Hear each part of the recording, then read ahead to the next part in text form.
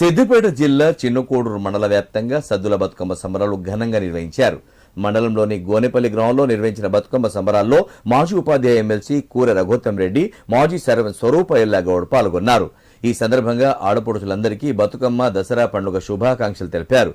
ప్రకృతిని పూజించే గొప్ప సంస్కృతి తెలంగాణ ఆడపడుచుదని తెలిపారు. ప్రతి సంవత్సరం బతుకమ్మ సంబరాలు ఘనంగా నిర్వహిస్తున్నట్లు వెల్లడించారు. అనంతరం మహిళలు బతుకమ్మలను సమీప చెరువుల్లో నిమజ్జనం చేశారు. పెద్ద బతుకమ్మ పండుగ అని, సద్దుల బతుకమ్మ అని ఘనంగా ఈ నవరాత్రి ఉత్సవాల సందర్భంగా బతుకమ్మ పండుగను ఘనంగా నిర్వహించుకునేటువంటి కార్యక్రమంలో భాగంగా మా స్వగ్రామమైనటువంటి గోనెపల్లి చిన్నకోడూరు మండల సిద్దిపేటలో ఈరోజు బతుకమ్మ సంబరాలు బ్రహ్మాండంగా జరుగుతూ ఉన్నాయి.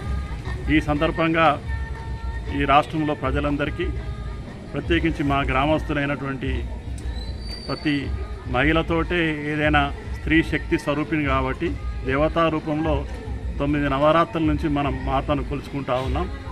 ఆ స్త్రీ శక్తి ఎంత ఎరిగితే మన ప్రాంతానికి కానీ మన ఊరికి కానీ అంత లాభం జరిగే అవకాశం ఉంటుంది. ఇది స్థిర పండుగ, ప్రత్యేకించి ప్రకృతిని పూజించేటువంటి పండుగ, పూల పండుగ.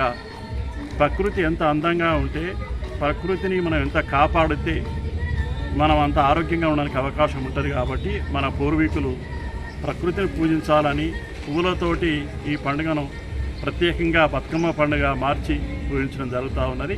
ఈ సందర్భంగా మా ఊరి గ్రామ ఆడపడుచులందరికీ, రాష్ట్రంలో ఉండే మహిళా సోదరులందరికీ బతుకమ్మ పండుగ సందర్భంగా శుభాకాంక్షలు తెలియజేస్తున్నాను.